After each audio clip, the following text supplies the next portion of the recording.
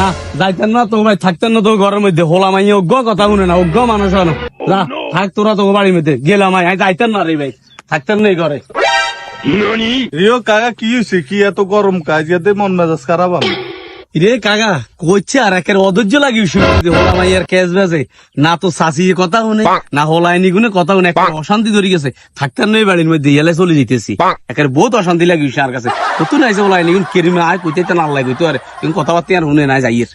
দূর কাকা, এটা কোনো সমস্যা হইলো নি মিয়া। হারাম হালাল বাঁচি চলবেন, নামাজ কালাম উঠবেন, আল্লাহ বিল্লাহ করবেন, তফসি পড়বেন, সুদ মুদ থেকে দূরে থাকবেন, এগুলো হইলে আর কোনো সমস্যা হয়নি। যে বাতি যে কি কস, নামাজ কালাম হলে হারাম হালাম বাসি চললে সব ঠিক হয়ে যাবে। সব ঠিক হয়ে যাবে। আচ্ছা তো তুই কইতি ননি চল চলেন আসলে আজাও দিয়ে সময় হয়ে গেছে, আমরা যাই নামাজও পড়ি। এই চল, নামাজের আজান দিব এখন, আমরা নামাজ পড়ি। আর আমরা শাশুড়ি একটু সাত দিয়ে মোলা মাইয়ার একটু আদান মাদান করি। কি রে বাতিজা, কি হয়েছে? আরে কাকা আজ 2-3 দিন ধরে আমরা টোকাইতে আছি। রে কিল্লে রে, কি হয়েছে? কিল্লে বলাস? আর আমরা জানা না আমাদের কিলে টোকাইতে আছি।